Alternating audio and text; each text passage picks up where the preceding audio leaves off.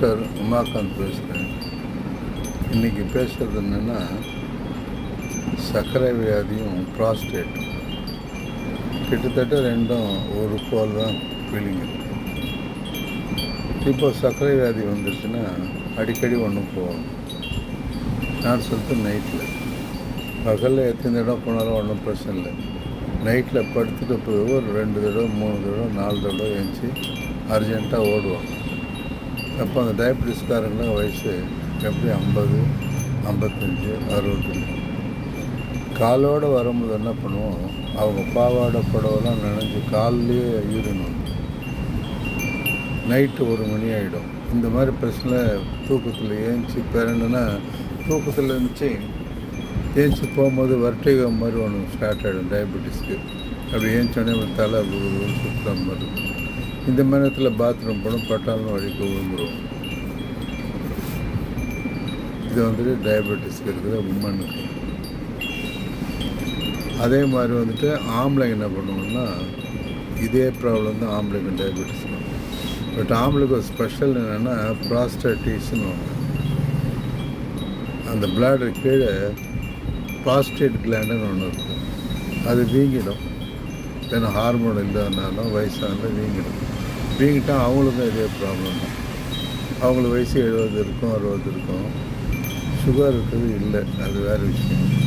அவங்களும் இதே மாதிரி தான் குருகுன்னு மயக்கம், காலையில் ஏந்துக்கவே முடியாது, சில குருகுன்னு சுற்றுவோம்.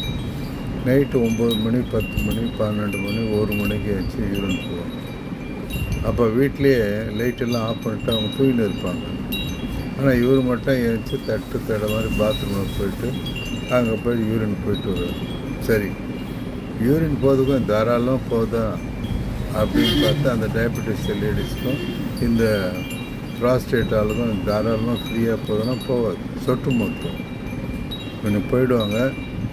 ஆனால் போயிட்டு வந்த பிறகு போகாத மாதிரி இருக்கும்.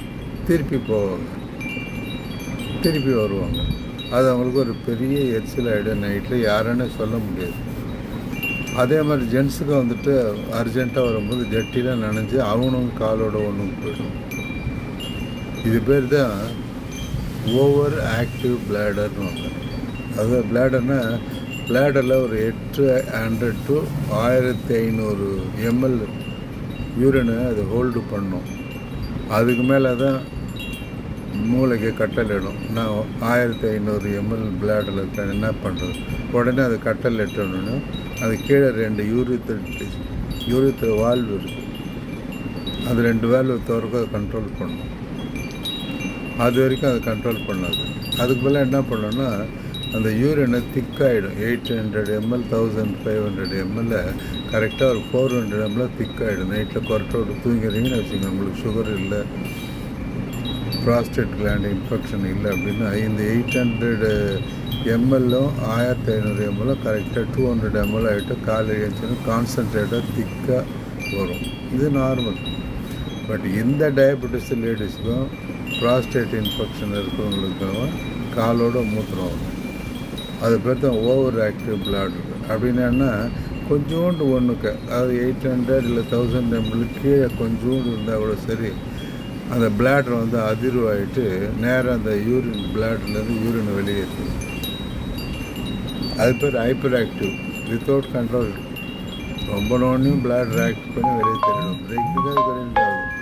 பிரெயினை வந்து 800 1500 போனது பிரெயின் ஆக்டிவேட் ஆகி அதை கண்ட்ரோல் பண்ணி அங்கேருந்து autonomic nervous system, sympathetic nervous system அந்த மாதிரி அதை ரிலீஸ் பண்ணும்.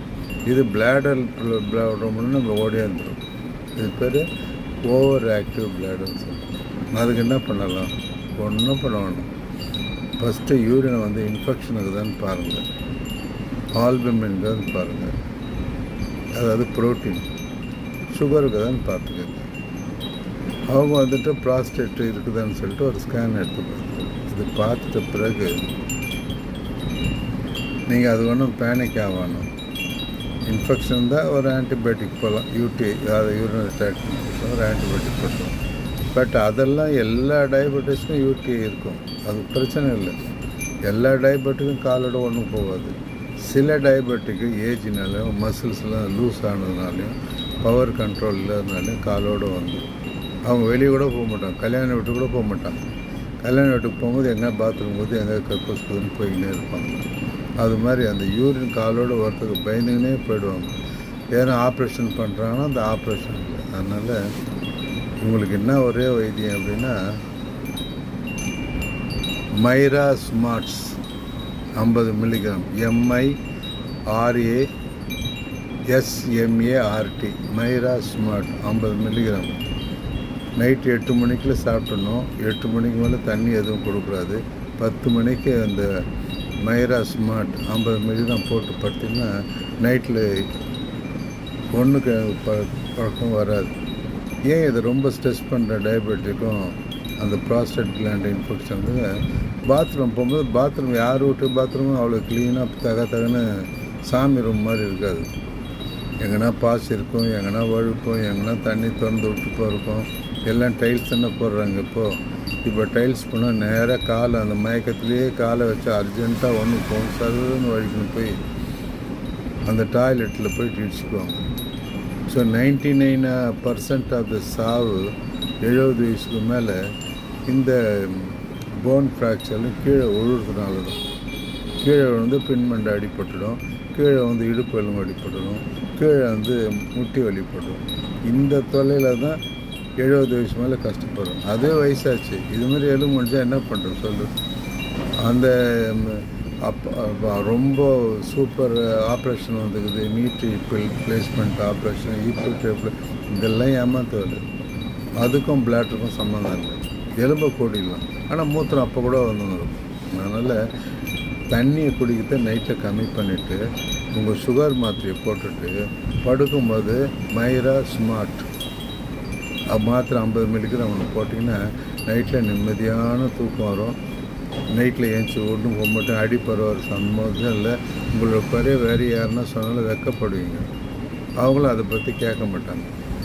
அவங்க யூரினரி இன்ஃபெக்ஷன் சொல்லிவிட்டு அவன் உள்ள சிஸ்டாஸ்கோப் போட்டு பார்த்து பிளாடரில் எது மிஸ்டேக் இது அது மிஸ்டேக். ஆனால் நர்வு வந்து கண்ட்ரோல் பண்ண முடியாது. அதனால் என்னுடைய ஒரு 50 வருஷம் அனுபவம் என்னென்னா, எவ்வளோனா தண்ணி குடிங்க, எவ்வளோனா யூரின் போங்க. 8 மணி ஆச்சுனால சாப்பிடுங்க. தண்ணியே குடிக்காதீங்க, டிவி பார்க்காதீங்க. ஒரு அல்ப்ராக்ஸ்னு ஒரு மாத்திரை இருக்குது, ALPROX 2.5 மில்லிகிராம்னு சுகர் மாத்திரை. இந்த மைரா ஸ்மார்ட் 50 மில்லிகிராம் போட்டு 3 மாத்திரை, சுகர் மாத்திரை ஒன்று, அல்ப்ராக்ஸ் ஒன்று, இந்த மைரா ஸ்மார்ட் 50 மில்லிகிராம் போட்டு படுத்துட்டிங்கன்னா சொர்க்கலோகம் தான். காலையில் ஃப்ரீயாக எழுந்திருக்கணும், அந்த கவலை விடுங்க. ஆப்ரேஷன் பண்ணணும், கிட்னி கெட்டு போயிடுது, பிளாடர் பிளாடர் அந்த எதுவும் பயப்படுவாங்க. இந்த 3 மாத்திரை போய் விட்டுருங்க. டயபெட்டிக் மாத்திரை, தூக்கம் மாத்திரை, அந்த வந்து மைரா ஸ்மார்ட் 50 மில்லிகிராம். நார்மலாக தூங்கிட்டு காலையில் எவ்வளோ மாதிரி ஃப்ரீயாக எழுந்திருப்பீங்க. ஆனால் அந்த அல்ப்ராக்ஸ் இருக்கணும்னா டென்ஷன் தான்.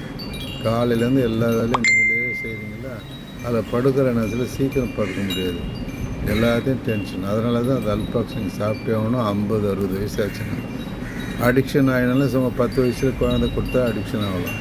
இதெல்லாம் ஒன்றும் இல்லை, உங்களுக்கு தேவை. செரட்டோனின்னு ஒன்று சுரக்காது, அது இதை போய் சுரக்க வைக்கும்.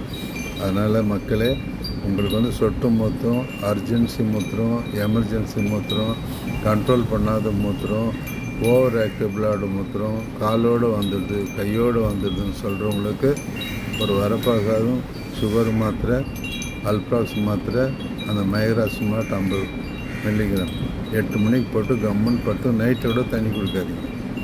ஏன்னா 3/4 சுகர் பேஷண்ட் தலைமாட்டில் 3 வச்சுன்னு படுத்துக்குவாங்க. 1 ஆர்ட் மாத்திரை, 2 சோடா, 3வது தண்ணி பாட்டில். இந்த 3 வச்சுன்னு தான் படுக்கும்.